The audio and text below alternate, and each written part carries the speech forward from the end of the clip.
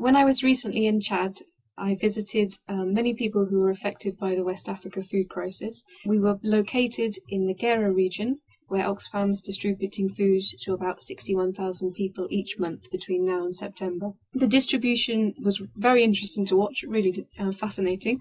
The people had turned out at about 4 in the morning and had been sitting in the village square from then until about 4 in the afternoon, just waiting for their names to be called. And the women wear such wonderful coloured clothes that it just looked like a sea of colours out in the village square. It was beautiful.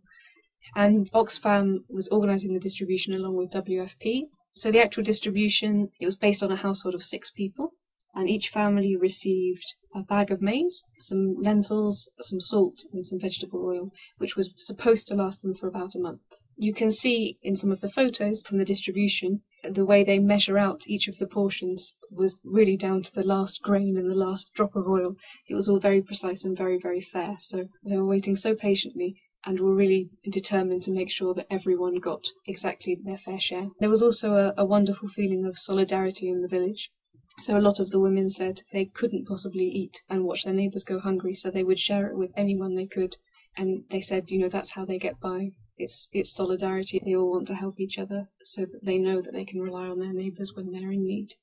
One of the women we met, which was a very joyful meeting actually, was a woman called Hana Wadaya. The second we sat down with her, we couldn't get a word in edgeways. She immediately started talking about what Oxfam had done to help in the village and said, last year you built us a well, and this year you've done cash for work schemes and market gardening, and now this food distribution. And really, without your help, we'd be in a very desperate situation. And it was really lovely to hear such happiness and such pleasure at Oxfam's work, and to see that it had obviously been making a real impact.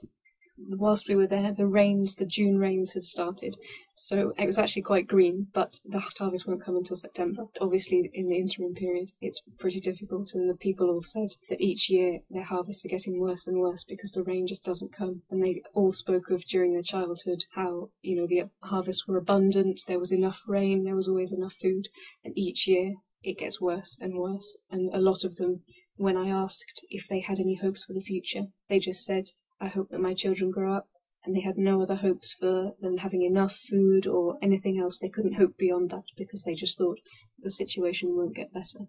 One thing that really struck me was that the people were absolutely determined to help themselves. So the food distribution was good in that it's the emergency aid they need at that time. But the cash for work was something that they really liked because it gave them the opportunity to work to help themselves and to earn the money to get enough so that they could provide for their families. I think with such strong communities who really want to help themselves, progress can be faster.